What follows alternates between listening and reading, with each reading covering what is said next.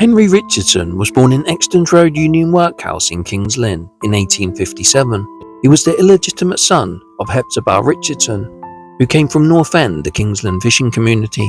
By 1861, he was living with his grandparents, Samuel and Jemima, in True's Yard, North Street. His grandfather passed away in 1869. By 1871, he was living with his grandmother and younger sister. In 1874, he married Matilda B. in Grimsby. It is possible Henry was living in Grimsby at the time, as Kings Lynn had close links with the Lincolnshire town, and many fishermen moved there for work. But in 1881 we find the family living back in Kings Lynn, where they were living in North End Yard, and Henry was working as a fisherman.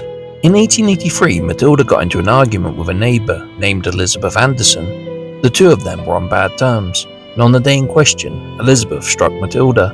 She was sent to Norwich Castle for 7 days. But tragedy struck just 2 years later, as Matilda passed away in 1885. Henry remarried just 7 months later, as on the 4th of March 1886 he married Nancy Eagleton in St Nicholas Chapel, and over the next 18 years they had 9 children: Nancy, Hepzibah, Henry, Jemima, Elizabeth, Richard, Rosette, Violet and Samuel.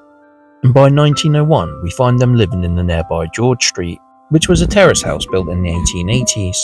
Henry was now working as a dock gateman. In October 1910, Henry was carrying out his duty as dock gateman when he tripped over a wire fastened to the fender at the Alexandra dock entrance, and to save himself falling into the dock, twisted himself. In doing so, he caused himself an injury, and after being confined to his bed for several months, he died in January 1911. At the inquest, Dr. Chadwick examined the body and found evidence of the damage to the muscle on the left side of the chest, with evidence of disease consequent of the injury. A verdict in accordance with medical evidence was returned. His wife Nancy was in the Helston Lunatic Asylum by April 1911, seemingly struggling to cope with the loss of her husband.